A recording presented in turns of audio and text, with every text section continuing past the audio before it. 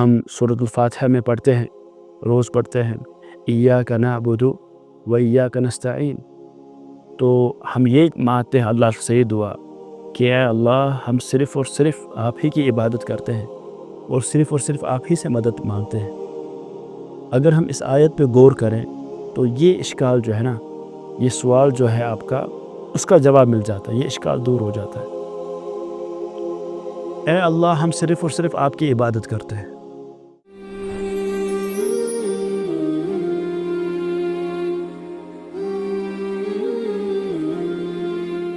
شیخ صاحب، کبھی کبھار انسان کے ذہن میں سوال آتا ہے کہ اگر پہلے ہی ساری تقدیر لکھی گئی ہے تو انسان کے عمل کا کیا فائدہ؟ ہم کیوں دعا کریں؟ اگر پہلے ہی مقدر ہماری لکھی گئی ہے تو دعا کا کیا فائدہ ہے یا کوئی عمل کرنے کا؟ بسم اللہ الرحمن الرحیم، الحمدللہ رب العالمین والصلاة والسلام علی رسولہ الامین وعلی آلہ وصحبہ اجمعین، اما بعد۔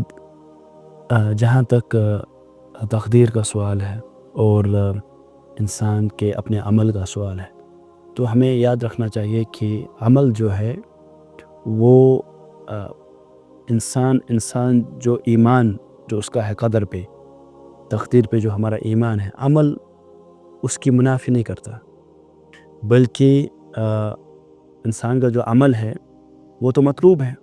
اللہ تعالیٰ نے اگر جنت رکھی ہے، جہنم رکھا ہے، سزا اور جزا رکھا ہے، تو کس لیے رکھا ہے؟ صحیح۔ تو اس کا مطلب ہی یہ ہے کہ عمل کافی اہم ہے۔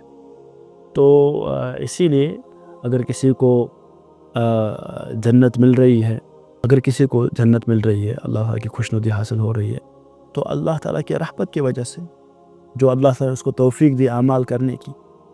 اور کوئی اگر انسان دوزخ کے اندر جا رہا ہے تو اپنے اعمال کی وجہ سے جا رہا ہے۔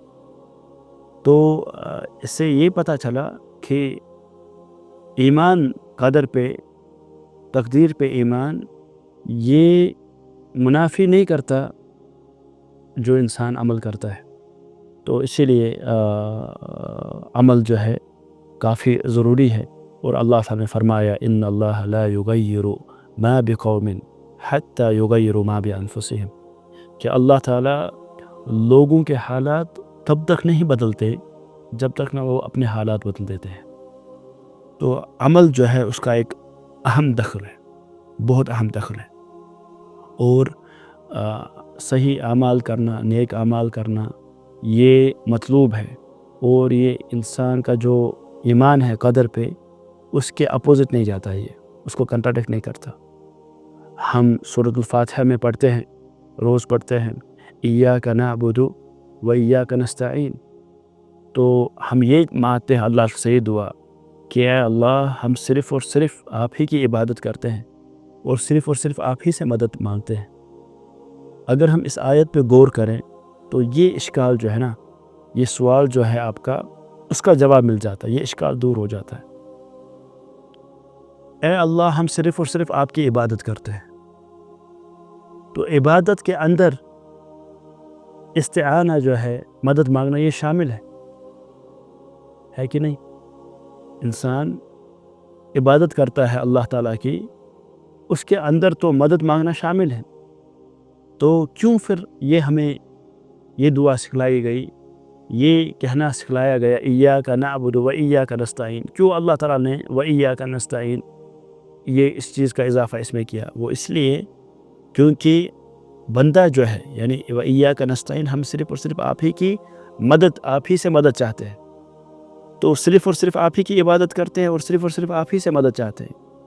یہ اس لیے سمجھایا گیا، جیسے علماء فرماتے ہیں، مفسرین فرماتے ہیں کہ انسان تب تک اللہ تعالیٰ کی عبادت کر ہی نہیں سکتا جب تک نہ اللہ تعالیٰ کی توفیق ہو سے صحیح۔ تو اسی لیے انسان یہ دعا مانگتا ہے کہ اے اللہ ہم صرف اور صرف آپ ہی کی عبادت کرتے ہیں، اور یہ عبادت ہم آپ کی کر ہی نہیں سکتے ہیں جب تک نہ آپ کی مدد شامل حال ہو صحیح۔ تو عمل کرنا مطلوب ہے،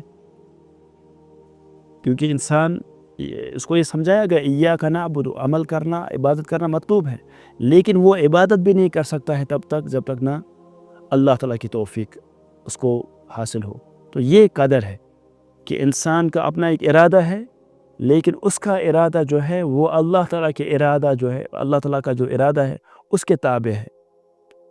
اللہ تعالیٰ کا جو ارادہ ہے، اللہ تعالیٰ کا ارادہ اس کے تابع انسان کا ارادہ ہے، تو سبسروینٹ انسان کا ارادہ ہے۔ لیکن جو اللہ تعالیٰ نے اس کو دائرہ دیا ہے اس کے اندر وہ ٹری ہے۔ فَأَلْهَمَهَا فُجُورَهَا وَتَقْوَاهَا، اللہ تعالیٰ نے دونوں راستے انسان کو سامنے رکھ دیے، خیر کا راستہ بھی رکھ دیا سامنے، شر کا راستہ بھی رکھ دیا سامنے۔ تو انسان جس راستے پہ چلے وہ اس کے اپنے عمل ہوگی، نہ کہ وہ اس کی مجبوری۔ تو اسی لیے تقدیر پہ ایمان فری ول کے خلاف نہیں جاتا، انسان رسپانسبل ہے اپنے چوائسز کے، اور جو انسان جد و جہد کرتا ہے، ہارڈ ورک کرتا ہے عبادات کے اندر، دوسرے چیزوں کے اندر، وہ مطلوب ہے شرعاً۔ اس لیے عمر بن الخطاب رضی اللہ عنہ انہوں نے فرمایا، جیسا کہ مصنف ابن ابی شیبہ اس کے اندر یہ اثر موجود ہے، تو جب ان سے پوچھا گیا کہ اگر ہر ایک چیز پہلے سے طے شدہ ہے، تقدیر میں ہے، تو ہم عمل کیسے کریں، کیا کریں، کس کے متعلق عمل کریں؟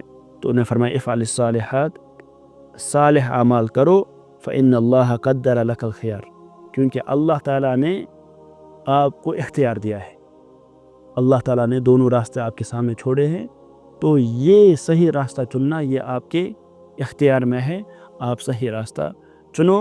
اور جیسا کہ میں نے عرض کیا، اللہ تعالیٰ سے ہم مدد مانگے، توفیق مانگے، کیونکہ جب تک نہ اللہ تعالیٰ کی توفیق شامل حال ہو تب تک بندہ جو ہے صحیح راستہ جو ہے وہ نہیں اختیار کر سکتا، تب تک صحیح طریقے سے اللہ کی عبادت نہیں کر سکتا۔